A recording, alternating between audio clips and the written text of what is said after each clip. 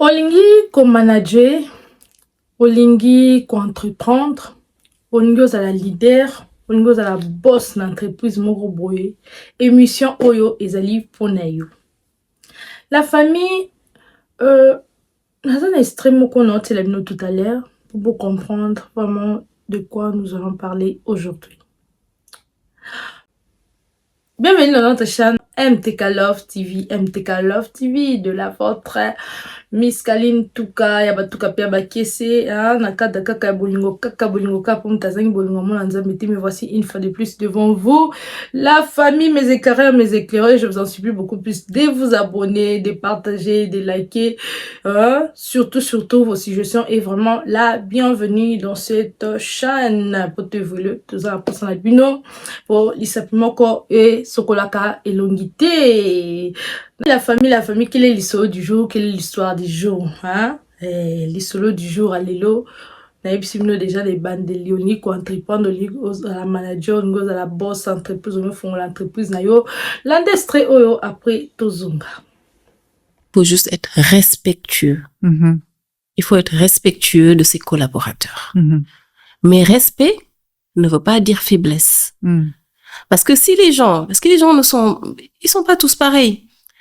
Les gens vont prendre souvent la gentillesse comme une faiblesse. Alors qu'en fait, la gentillesse n'a rien à faire ici. Arrêtons d'être gentils, soyons justes. Parce que de toute façon, quand on est juste, on ne le regrette jamais. Mais quand on est gentil, on peut le regretter. Je pense que tu es d'accord avec moi. Je suis d'accord. Quand on est juste, au bout du compte, même si ça se passe mal pour la personne, on se couche, on dort. Tranquille.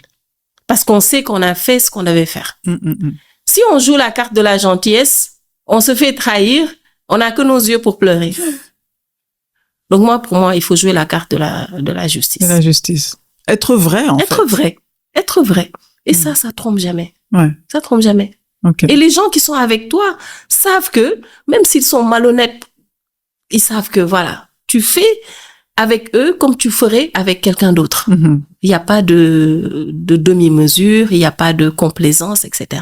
Parce que diriger une entreprise, c'est difficile. Si tu veux manager les sentiments ou les humeurs de tout le monde, mais tu n'y arrives pas. Ouais. Et à la fin, c'est à toi qu'on demande des résultats. C'est clair. Moi, en tant que chef d'entreprise, aujourd'hui à la tête de Will Industries, je manipule les fonds de nos actionnaires, du fonds d'investissement. Si je me mets à être gentil avec tout le monde, à la fin du compte, je serai viré, moi. Ouais. Et j'ai pas envie d'être viré parce que... Voilà la famille, tozongi sikoto solo là, na faire comprendre bino. Bande konanga, mama bisotu koloba.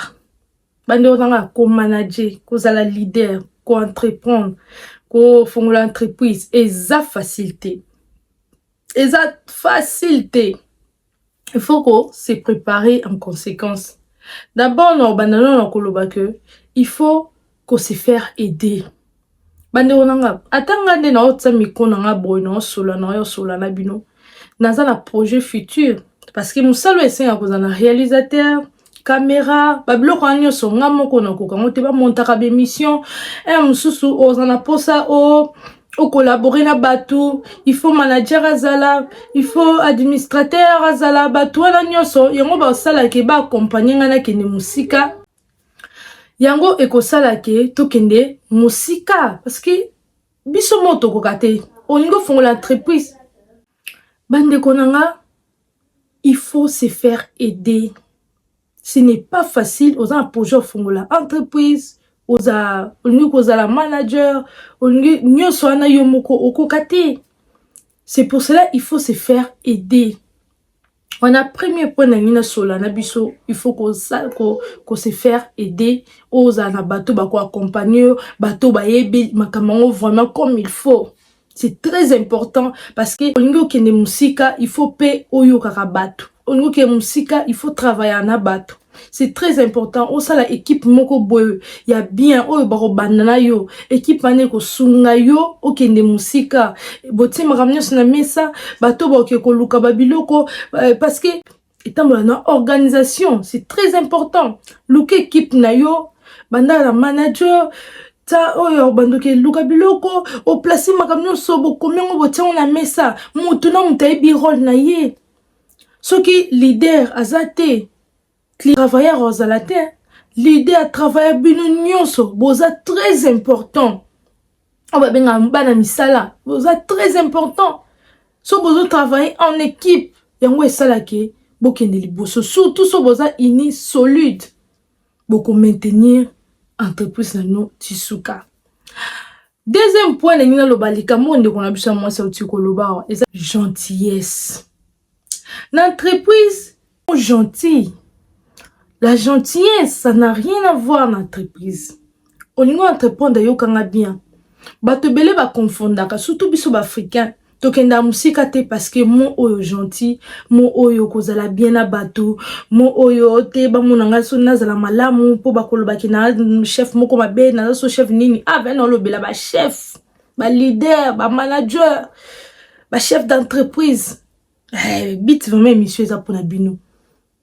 Gentillesse c'est dans la placité na musala. Parfois ba famille bayaka. Parfois bandeko bayeluka koya batsa mitutu non. Je crois il faut être juste. Il faut être seulement juste. Kolukate otage o ma gentillesse na kata musala. Na bite ozala méchant. Na lobite ozala méchant, ozala orgueilleux, ozala nyoso ma non. Je parle d'enlever la gentillesse. Enlever la gentillesse ne veut pas dire être méchant. Zala juste. Remplacer la gentillesse par la justice. Zala juste. Parce que ce qu'on a juste, au travailler, au côté logique, place à logique. Au côté justice, place à justice. Au côté kimia, place à kimia. Mais ce qu'on a gentil, au bando sala makambu, kaka parce que naza gentil, ba mon ite ki na lobaka boye, au bando sala makambu, po na sepeli sabatu. Mais si tu es juste, au sala makambu, ou est vrai. Parce que, à seule une semaine, à bien raté, donc il faut laisser mitindo, il faut na lobanaye, il faut na gangelaye, il faut na bengane na musala. Là c'est juste, même où tu places à Kayobi qui na sala qui m'a bé, ya wana ba bengane na musala, na sala qui m'a bé, ya ba lobi na nga boy. Mais ce qu'on a gentil, au gozala toujours blessé, au gozala toujours perdant. Dans la vie, il faut être juste. Dans l'entreprise, dans musala na yo, même bande kwa famille, surtout bande kwa famille, il faut zana bango juste. Qui ah ouais, ça place comme ça là. Bato baya ko defa biloko. So ko za juste, au longo li mo gentil, au remplaçant par justice, par la juste, ko za la droit, ko za la vrai. Place à logique, côté logique. La famille au kinemsika. Bande ko belé, ba perdaka. Ba bandara bien ba soukara. Toujours ba umi saramsa na bangote. Bande ko belé, ba umi la kate na commerce, ba kenda na musika te parce que ataka mingi gentillesse. Lelo na yo biso longo la gentillesse. Zala juste. Place à oui, et à oui, place à non, et à non. Et puis mon ba tout nyonso po ba respecter, il faut ba yeba que ozaka juste. Parce que juste ça logique. Couleur sur ça blé. Mais gentillesse, c'est que lambango. Moni couleur ou yenge koza la blé, mais non. Sinon, au koza na ba problème et belé na batu. Batu ba bombaka comportement na bango. Batu baza très complexe. Mais ceux qui ozoya ko lakisa que oza trop gentil, bango pe ba lamba bizali na bango pour na ba chef même chose la gentil, patron na biso, manager na biso la gentil, non. Mais so ba bi ko za logique, oza juste, ba ko respecter yo. Ba ko ba ke chef le biso na place à I ezaka I, na place à A ezaka A. J'espère que je me fais comprendre. Bande onanga, o moni be monsieur tozo sala, c'est pas pour rien. C'est pas pour rien. Bo pe sa biso temps, nzamba sunga tsa le boko ba projet ezebele avec le temps. Inch'Allah. Bah projet Zébélé, bah si j'ai quitté Kubo CP là. Vous allez kaka brancher, abonnez-vous. Hein, tout colle ensemble. Abonnez-vous qu'on puisse grandir ensemble. N'hésitez pas de liker et de partager. C'est la vôtre MTK Love. Hein, la vôtre. Petit mais costaud. Le message na memela no moko alelo. Yo mto ngo entreprendre. Yo mto ngo créer entreprise na yo. Ngo za leader quelque part. Leader na elo comment songolo pakala.